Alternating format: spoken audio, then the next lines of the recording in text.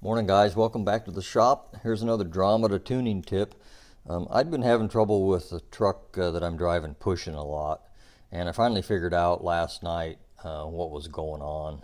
Several kind of things combined, and it was inconsistent, which made it hard for me to recognize what my real problem was. I kept trying different things and thinking, well, the tire's rubbing on the on the body, or I couldn't figure it out.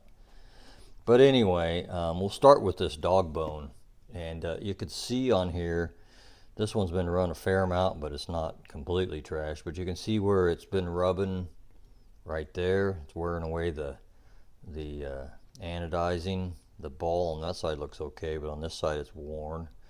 And then, and this one might have been run both directions, but you can see the little ring here where it's been rubbing there, and same thing on this side.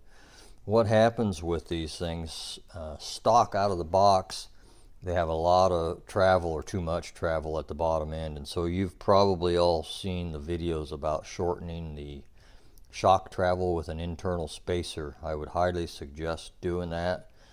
And here's a good demonstration of why you want to do that. If I extend these way down and then I try to turn this wheel, I can feel it, and right there you can kind of see that it's not wanting to turn, and it's because it's binding up on the Dogbone at the wheel and at the differential, because the travel is more than it has room for clearance at those two ends.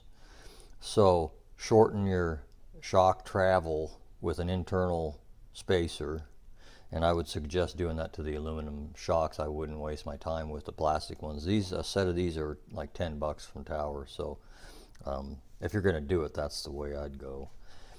So that's the biggest thing. And then, so if I push these down again, and so it's almost like it's locking up, and this happens up front and in the back.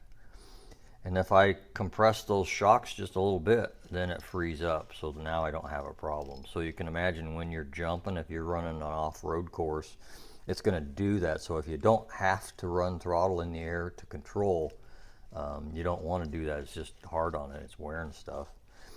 But shorten the travel, and that'll take care of that problem.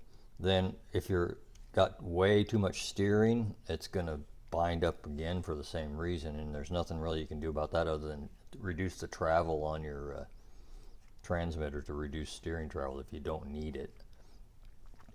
Then the other thing, or two things, is make sure you've got the little spring on both sides of your differential, and then there is also a little rubber O-ring. I don't have a tire laying right here.